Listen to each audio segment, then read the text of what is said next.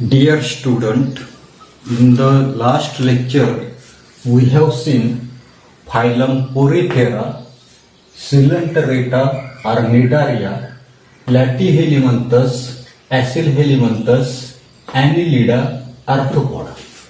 विद्यार्थी मित्रांनो, मागच्या तासाला आपण त्या ठिकाणी हे जे काय असणार आहे काही प्राणी संघ जे तर ते प्राणी संघ आपण त्या ठिकाणी पाहिलेत. याच्यानंतर आपल्याला त्या ठिकाणी पुढचं असणार काही फायलम मोलस्का म्हणजे त्या ठिकाणी मृदुकाय प्राणी संघ जो आहे तर तो मृदुकाय प्राणी संघ त्या ठिकाणी आपल्याला पाहायचा आहे. याच्या असणारे जे काही कॅरेक्टर्स जे आहेत तर ते कॅरेक्टर्स आपल्याला त्या ठिकाणी पाहायचे. पहिलं कॅरेक्टर्स आपल्याला त्या ठिकाणी दिलेले की body of these animal is soft and slimy and hence they are referred as mollusk. काय सांगितलेलं आहे की या प्राण्यांचं असणारे काही शरीर जे आहे तर ते शरीर कसं सांगितलेलं आहे सॉफ्ट म्हणजे मऊ. त्याच्यानंतर दुसरं सांगितले स्लिमी. आता स्लिमी म्हणजे बुळबुळीत. आता बुळबुळीत म्हणजे काय तर उदाहरणार्थ ओलसर अशा प्रकारचा असणारा तो काही साबण जो आहे तर तो साबण आपल्या हातामध्ये जर धरला तर तो काय होता निसटताना दिसतो. त्याला आपण म्हणू शकतो त्या ठिकाणी स्लिमी बुळबुळीत असं त्या ठिकाणी असतं. आणि म्हणून यांना त्या ठिकाणी काय म्हटलेले मोलस्क म्हणजे मृदुकाय असणारे जे काही प्राणी जे आहेत तर ते प्राणी त्या ठिकाणी म्हटले. काय लिहिता येईल आपल्याला सर्वसाधारणपणे या गटामध्ये असणारे जे काही प्राणी जे आहेत तर त्या प्राण्यांचं असणारे काही पहिली असणारी जी काही कॅरेक्टरिस्टिक्स तर ती पहिली कॅरेक्टरिस्टिक्स आपल्याला त्या ठिकाणी द्यायची. पहिली कॅरेक्टरिस्टिक्स काय सांगितलेली आपल्याला पहिली characteristics body of these animal body of these animals is soft essentially soft and slimy. आणि म्हणून यांना काय म्हटलेले तर सर्वसाधारणपणे रेफर्ड ॲज मोलुस्क. काय म्हटलेले मोलुस्क. या गटामध्ये असणारे काही प्राणी जे आहेत तर त्या प्राण्यांचं असणारे जे काही शरीर जे आहे तर ते शरीर आपल्याला सांगितले सॉफ्ट असतंय स्लिमी असतंय आणि म्हणून त्यांना त्या ठिकाणी काय म्हटलेले मोलुस्क मृदुकाय प्राणी जे आहे तर ते मृदुकाय प्राणी त्या ठिकाणी. दुसरी कॅरेक्टरिस्टिक्स आपल्याला सांगितले की this is the second largest phylum in animal kingdom. मागच्या याच्यामधला आपण ॲनिलिडा जो आहे तो ॲनिलिडा गटामध्ये असणारे जे काही प्राणी किंवा असणारे जे काही आर्थ्रोपोडा या आर्थ्रोपोडा गटामधले असणारे जे काही प्राणी जे आहेत तर ते सर्वात जास्त संख्येने. तसं या ठिकाणी आपल्याला फायलम मोलस्का जो आहे तर या प्राण्यांमध्ये दुसरा सर्वात मोठा अशा प्रकारचा संघ त्या ठिकाणी. पहा काय शॉर्टकट मध्ये सांगता येईल की second largest phylum in animal kingdom. प्राणीसृष्टी जी आहे तर त्या प्राणीसृष्टीमधला 2 नंबरचा त्या ठिकाणी असणारा जो काही प्राणी संघ जो आहे तर तो प्राणी संघ आपल्याला त्या ठिकाणी सांगतोय. तिसरी कॅरेक्टरिस्टिक्स दिलेली बा की these animals are aquatic or terrestrial. या गटामधले बहुतेक प्राणी जे आहेत तर ते ॲक्वॅटिक म्हणजे जलचर. दुसरं आपल्याला सांगितले टेरेस्ट्रियल म्हणजे काही भूचर जमिनीवर राहणार. Most of the aquatic mollusc are marine but few are fresh water dwellers. की आपल्याला सांगितले की जलचर मृदुकाय प्राणी जे आहेत तर ते बहुतेक समुद्रामध्ये राहणारे असतात परंतु काही मात्र काय नसतात गोड पाणी जे आहे तर त्या गोड्या पाण्यामध्ये आढळून येतात असतात. तिसरी कॅरेक्टरिस्टिक्स आपल्याला त्या ठिकाणी सांगता येईल सांगता येईल की these animals are aquatic or are terrestrial. या गटामधले असणारे जे काही प्राणी जे आहेत तर ते जलचर आहेत किंवा काही त्या ठिकाणी कसे आहेत तर त्या ठिकाणी भूचर त्या ठिकाणी. जलचर जे आहेत तर ते जलचर मृदकाय प्राणी जे आहेत तर ते मराईन आहेत, समुद्रामध्ये राहणार आहेत. तर काही त्या ठिकाणी गोड पाणी जे आहेत तर त्या गोड्या पाण्यात. चौथी कॅरेक्टरिस्टिक्स आपल्याला सांगितली की body of this animal is triploblastic, eucoelomate, non segmented and soft. की यांचं असणारं जे काही शरीर जे आहे, चौथी कॅरेक्टरिस्टिक्स आपल्याला थोडक्यामध्ये सांगता येईल की बॉडी इज ट्रिप्लोप्लास्टिक. म्हणजे काय तर 3 थरांची बनलेली. त्याच्यानंतरचं पुढचं आपल्याला सांगितलंय की यू कॉलेमिनेट. असणार की काय यू कॉलेमिनेट याचा अर्थ काय की सर्वसाधारणपणे या गटामधले असणारे जे काही प्राणी जे आहेत तर ते देह गुहायुक्त त्या ठिकाणी असणार. त्याच्यानंतर पुढे आपल्याला सांगितलंय नॉन सेगमेंटेड. तर नॉन सेगमेंटेड म्हणजेच काय की या गटामधले असणारे जे काही प्राणी जे आहेत तर ते अखंडित त्या ठिकाणी. त्याच्यानंतर पुढे आपल्याला सांगता येईल अजून कसे सांगितलेले सॉफ्ट आहे. सॉफ्ट म्हणजेच काय त्याला म्हणताना दिसतो मृदू. ज्यांची त्वचा जी आहे तर ती त्वचा कशी असते तर त्या ठिकाणी मृदू त्या ठिकाणी असणार. आता याच्यामध्ये काही एक्सेप्शन्स आपल्याला दिलेले. उदाहरणार्थ की ॲनिमल्स लाईक स्नेल. गोगलगाय तुम्ही त्या ठिकाणी पाहिलेले आहे बरोबर. तर अशा प्रकारचे असताना की काही स्नेल गोगलगाय जी आहे तर ती गोगलगाय मात्र या ठिकाणी कशी आहे तर याला अपवाद आहे. त्याच्यानंतर there body show bilateral symmetry. दुसरं आपल्याला सांगितलंय की या गटामधले असणारे जे काही प्राणी जे आहेत तर त्या प्राण्यांचं असणारे जे काही शरीर जे आहेत तर ते त्रिस्तरीय. यू कॉलेमिनेट म्हणजे देह गुहायुक्त असणार. नॉन सेगमेंटेड म्हणजे अखंडित त्या ठिकाणी असणार. त्याच्यानंतर पुढे आपण सांगितलंय की सॉफ्ट आहे म्हणजे मृदू त्या ठिकाणी असणार. आता गोगलगाय सारखा असताना काही प्राणी जो आहे तर तो प्राणी जर त्या ठिकाणी जर वगळला तर सर्व प्राण्यांचं असताना जे काही शरीर जे आहे तर ते शरीर काय सांगितलं आपल्याला बायलॅटरल सिमेट्री. बायलॅटरल सिमेट्री म्हणजे गोगलगाय सारखा प्राणी जर त्या ठिकाणी जर सोडला तर या ठिकाणी मोलुस्का गटामधले असणारे जे काही प्राणी जे आहेत तर ते प्राणी काय करतात द्विपार समिती जी आहे तर ती द्विपार समिती त्या ठिकाणी दाखवतात. पुढे आपल्याला सांगितलंय की their body is divided into 3 division like head, foot and visceral mass. या गटामधले असणारे ते काही प्राणी जे आहेत तर त्या प्राण्यांच्या शरीराचं 3 भागामध्ये विभाजन आपण त्या ठिकाणी करतो. पहिलं आपल्याला सांगितलंय हेड म्हणजे डोकं. दुसरं आपल्याला सांगितलंय तर त्या ठिकाणी काय सांगितलंय हेड, फूट, फूट म्हणजे पाय.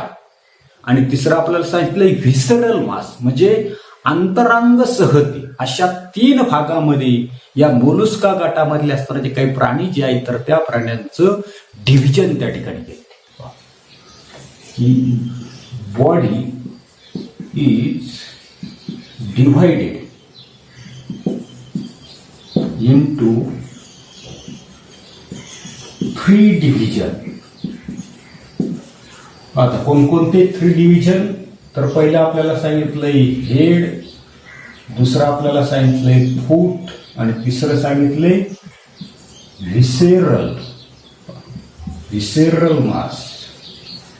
अशा 3 भागात म्हणजे डोकं असेल, पाय असेल आणि असणारं जे काही व्हिसेरल मास म्हणजे अंतरांग सहती अशा 3 भागामध्ये त्याचं असणारं जे काही शरीर जे आहे तर त्या शरीराचं विभाजन त्या ठिकाणी. Visceral mass is covered with mantle. सर्वात महत्वाचं वाक्य त्या ठिकाणी दिलं आपल्याला 5वं काय दिलेलं आहे की जे काही व्हिसेरल मास ही काय सांगितलं visceral mass is covered with mantle. काय सांगितलेले की visceral mass is covered with mantle. हा जो काही शब्द आहे ठिकाणी आलेला आहे मॅन्टल, तर हा त्या ठिकाणी महत्वाचा आहे की हे जे काही आंतरांगी सहतीचे आहे त्याला त्या ठिकाणी मॅन्टल, आता मराठी शब्द आहे प्रावार, एवढं फक्त तुम्ही त्या ठिकाणी लक्षात ठेवा, या पटल संरचनेने त्या ठिकाणी आच्छादलेलं त्या ठिकाणी असतं. काय सांगितलेलं आहे की visceral mass is covered with mantle. This mantle secrete a hard calcareous shell and this cell may be external or internal or even absent in some cases.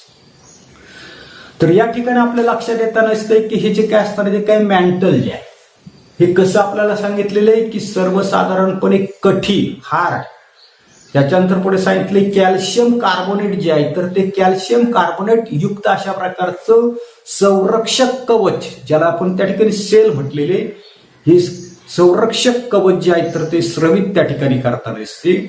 आणि कवच जे आहे तर ते कवच शरीर जे आहे तर त्या शरीराभोवती किंवा शरीरामध्ये असलं, काहींमध्ये असतं तर काहींमध्ये त्या ठिकाणी ते नसतं. त्याच्यानंतर 6वी कॅरेक्टरिस्टिक्स आपल्याला सांगितली पहा, दीज ॲनिमल्स आर युनिसेक्युअर. 6वी कॅरेक्टरिस्टिक्स आपल्याला सांगितली की दीज animals are unisexual. युनिसेक्च्युअल म्हणजे काय तर एकलिंगी, कोणताही एक सेक्स ऑर्गन जो आहे तर तो सेक्स ऑर्गन त्याच्यामध्ये असतो. आता याच्यामधले असणारी काही उदाहरणं जी आहेत तर ती उदाहरणं आपण त्या ठिकाणी महत्वाची पहा. पहिलं उदाहरण त्या ठिकाणी आपल्याला मोलस्का गटामधलं त्या ठिकाणी सांगता येईल. तर पहिलं आपल्याला दिले त्या ठिकाणी बायव्हेल, या ठिकाणी आपण दाखवले बायव्हेल, बरोबर, ज्याला त्या ठिकाणी मराठीमध्ये काय म्हटलेलं आहे आपण त्या ठिकाणी शिंपला त्या ठिकाणी म्हणताना दिसतो, बरोबर, शिंपला. त्याच्यानंतरचं दुसरं आपण उदाहरण त्या ठिकाणी दाखवलेले स्नेल, गोगलगाय पाहिलीच नाही असं कोणी त्या ठिकाणी असणार आहे, बरोबर, गोगलगाय. तिसरं उदाहरण जे आहे तर ते ऑक्टोपसचं आपण दाखवले. ऑक्टोपस हा जो काही माशांचा एक जो असणारा काही प्रकार जो आहे तर तो प्रकार त्या ठिकाणी आहे ऑक्टोपस. म्हणजे अशा प्रकारची बायव्हेल असेल, स्नेल असेल, ऑक्टोपस असेल, ही सर्वच्या सर्व असणारे ते काही प्राणी जे आहेत तर ते प्राणी आपल्याला लक्षात येत नसते की मोलस्का किंवा आपल्याला ज्याला सांगता येईल मृदू काय असणारा जो काही प्राणी संघ जो आहे तर त्या प्राणी संघामधले आपण दाखवतो. त्या ठिकाणी ऑक्टोपस दाखवले. या ऑक्टोपस मध्ये आपल्याला टेंटॅकल दाखवले म्हणजे शुंडक दाखवले. त्याच्यानंतर सायफन, सायफन म्हणजे नलिका त्या ठिकाणी दाखवली. त्याच्यानंतर ते ऑक्टोपस जे आहे तर त्या ऑक्टोपसच्या आईस आपण त्या ठिकाणी, त्याच्यानंतर या ठिकाणी शुकर्स त्या ठिकाणी दाखवले. म्हणजे या ठिकाणी आपल्याला असणारा जो काही मोलस्का गट जे आहे तर त्या मोलस्का गटामधला ऑक्टोपस, बायव्हेल म्हणजे शिंपले, स्नेल अशा प्रकारची असणारी काही उदाहरणं जी आहेत तर ती उदाहरणं आपल्याला त्या ठिकाणी सांगते येते. याच्यानंतर पहा सरप्राइजिंग इन्फॉर्मेशन पान नंबर 70 वर त्या ठिकाणी दिलेली पहा काय दिलेली, octopus is most clever animal among all non chordates.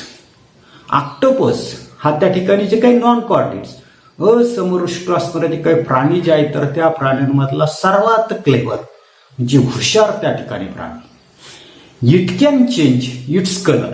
हा जो काही प्राणी जो आहे तर तो काही करू शकतो, जसा शॅमिलियन जातीचा सारखा जो आहे तर तो रंग बदलतो तसा या ठिकाणी हा सुद्धा काय करताना दिसतो, रंग जो आहे तर तो रंग त्या ठिकाणी बदलताना दिसतो. It can perform 3 type of locomotion like swimming, creeping and walking. हा जो काही ऑक्टोपस जो आहे तर तो ऑक्टोपस 3 प्रकारचे असणारे जे काही लोकोमोशन जे आहेत म्हणजे हालचाल जे आहे तर ते हालचाल त्या ठिकाणी करतो. पहिलं आपल्याला सांगते स्विमिंग म्हणजे पोहणं त्या ठिकाणी करू शकतो किंवा पोहू शकतो. दुसरं आपल्याला सांगितले क्रिपिंग, CREEPING, क्रिपिंग म्हणजे सरपटून सुद्धा त्या ठिकाणी चालू शकतो.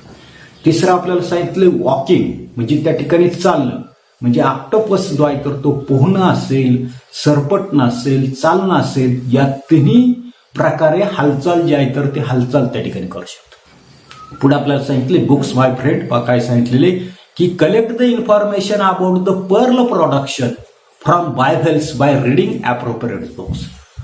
ऑयस्टर हा जो काही शिंपला जो आहे तर त्या शिंपल्यापासून मोती कसे मिळवले जातात याची माहिती इंटरनेटच्या सहाय्यानं किंवा असणारे जे काही लायब्ररी जे आहे तर त्या लायब्ररीमधून पुस्तक मिळून त्या ठिकाणी आपल्याला मिळवायला त्या ठिकाणी सांगितली.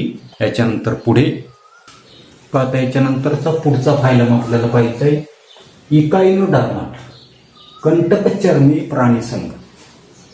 याचे असणारे जे काही कॅरेक्टर्स जे आहेत तर ते कॅरेक्टर्स आपल्याला सांगता येईल की calcareous spores are present on the body of these animals and hence they are called as echinoderms.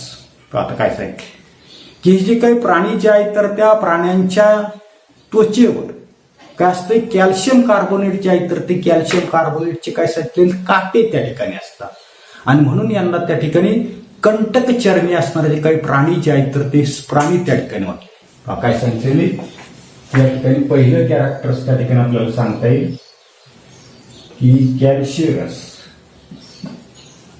Spines म्हणजे या ठिकाणी आपण काटे त्या ठिकाणी म्हणून calcareous spines are present on the body आणि म्हणून त्यांना त्या ठिकाणी काय म्हटलेले आपण त्या ठिकाणी इकाइनोडर्म्स म्हणजे काय ही कंटकचर्मी जे काटे असणारे जे काही प्राणी त्या ठिकाणी म्हणू शकतो.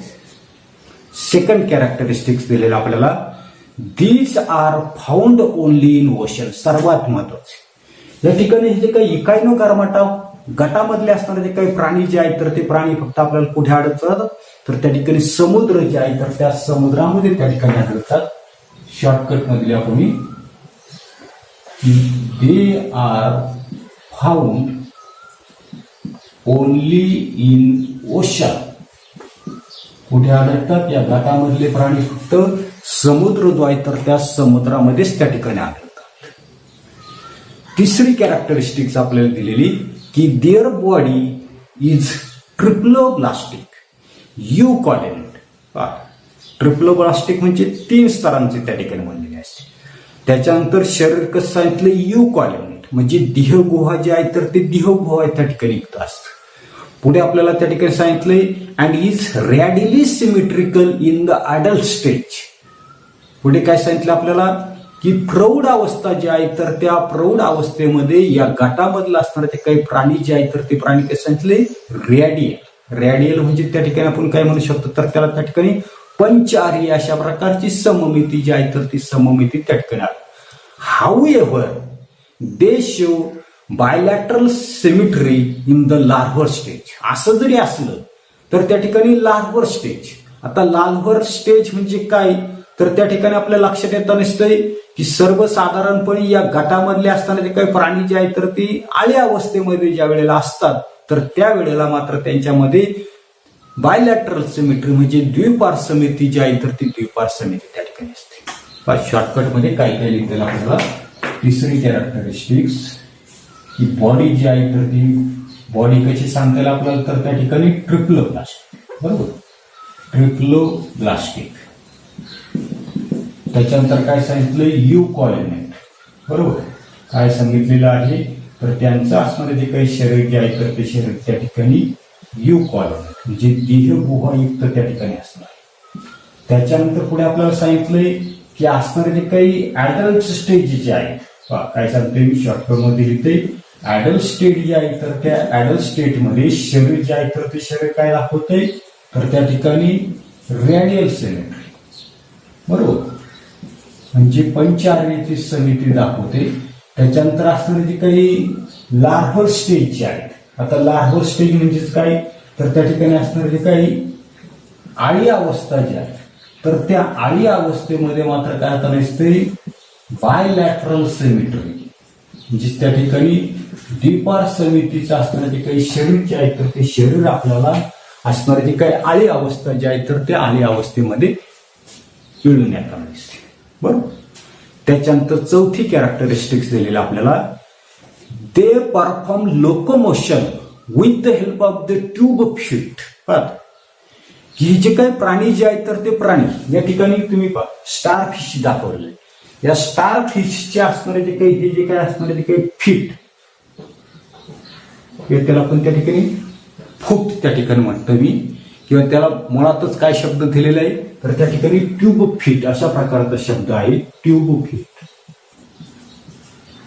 ट्यूब फीट म्हणजे नलिकापाद जे आहे तर त्या नलिकापादाच्या साहाय्याने काय करता नसतो लोकोमोशन त्या ठिकाणी करता नसतो. पहा शॉर्टकट मध्ये लिहितो मी चौथं की लोकोमोशन जे आहे प्रचलन एका ठिकाणाहून दुसऱ्या ठिकाणी जाणे हे कशाच्या साहाय्याने करता नसते तर त्या ठिकाणी तो ट्यूब फीट म्हणजे नलिकापाद जे आहे तर त्या नलिकापाद म्हणजे नळीसारखे त्याचे पाय त्या ठिकाणी आहेत म्हणून त्याला त्या ठिकाणी म्हटलेले ट्यूब फीट याच्या साहाय्याने काय करता तो स्थानांतर जे आहे तर ते स्थानांतर त्या ठिकाणी करतात.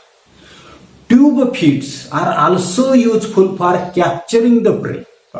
या ठिकाणी हे जे काही ट्यूब फीट जे आहे तर ते ट्यूब फीट कशासाठी उपयोग करता नसतंय तर त्या ठिकाणी कॅप्चरिंग द प्रे म्हणजे भक्ष्य जे आहे तर ते भक्ष्य पकडण्यासाठी सुद्धा या ठिकाणी हे जे काही नलिकापाद जे आहे तर त्या नलिकापादाचा उपयोग त्या ठिकाणी करता नसतो.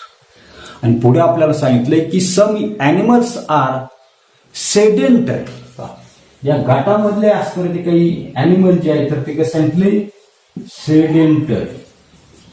आता सेडेंटरीचा अर्थ आपण मागे त्या ठिकाणी पाहिलेले की सेडेंटरी याचा अर्थ काही एकाच जागेवर स्थानबद्ध असणारे प्राणी जे आहेत तर ते प्राणी सुद्धा काही या गटामधले त्या ठिकाणी आहेत. त्याच्यानंतर पुढे 5वं कॅरेक्टरिस्टिक दिलेले की they have skeleton made up of calcareous spines or ossicles that is the plates.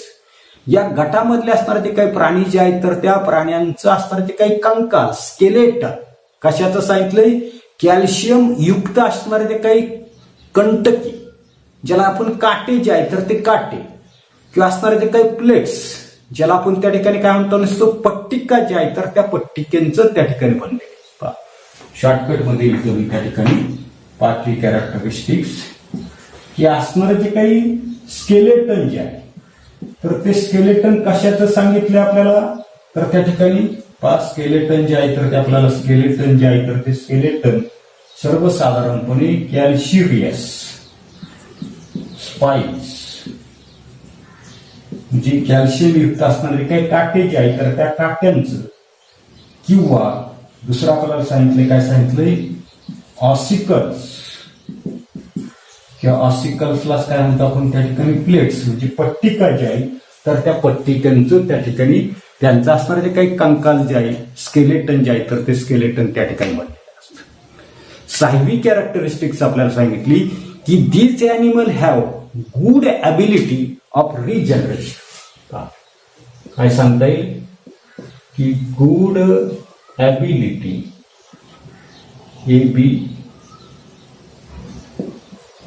Ability of regeneration.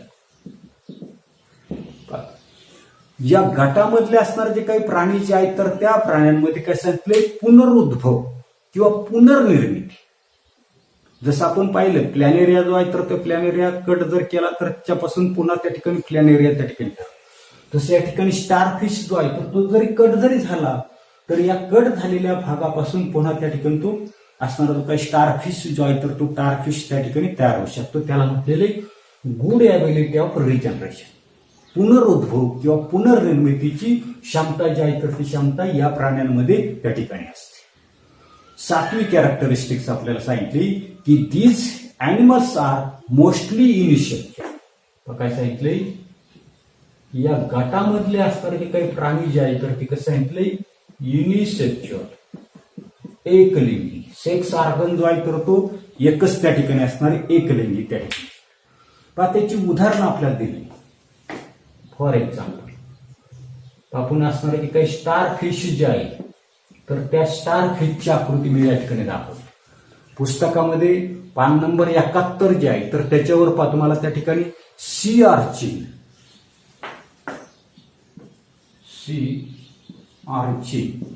याची आकृती त्या ठिकाणी. त्याच्यानंतर असणारे जे काही सी कुकंबर पहा काय म्हणते मी सी कुकंबर.